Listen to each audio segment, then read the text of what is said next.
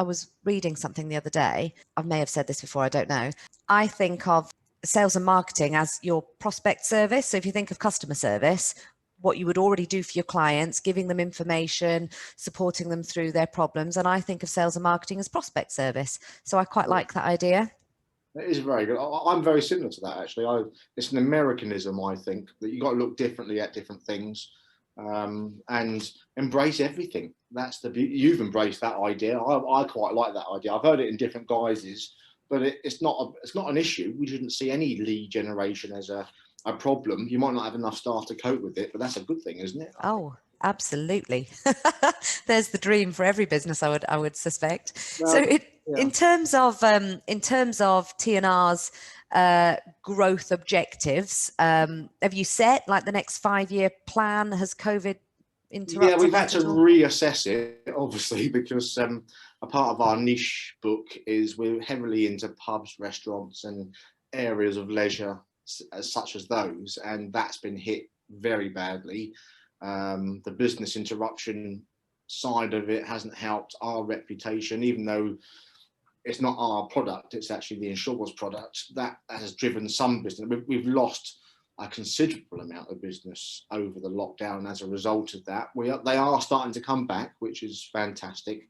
But we had, I say, huge aspirations at the beginning of 2020, which we sort of knew there was going to be a problem, because I think at the end of 2019, COVID was already a word in the news. We were worried about it, had various discussions what we were going to do if it happens, which is great.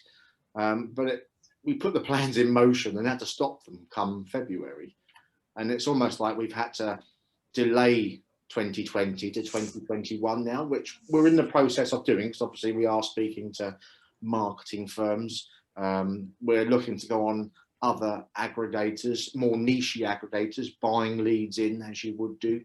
But our biggest growth area that we really want in 2021 is our commercial side, because we've untapped it basically. Our retail side, we specialise in household. It's fantastic. We're going to launch some new products for household, but that's just going to be almost like it's a guaranteed growth area for us.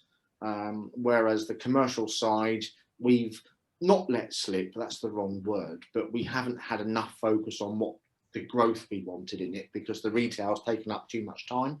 Now that's working well. We are full guns going to make 2021 our year for commercial. We want to double the size of it, which is quite a feat in its own.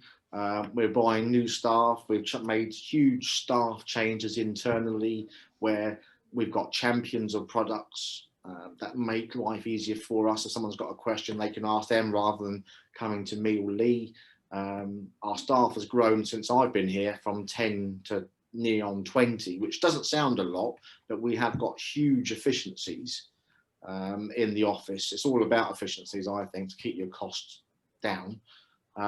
But we see there's going to be a need to grow bums on seats.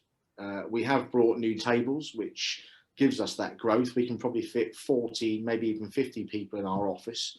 But we don't want clucking chickens. We actually want people that are personal and be able to offer that service that people really want still. Otherwise, we're no different from the big boys.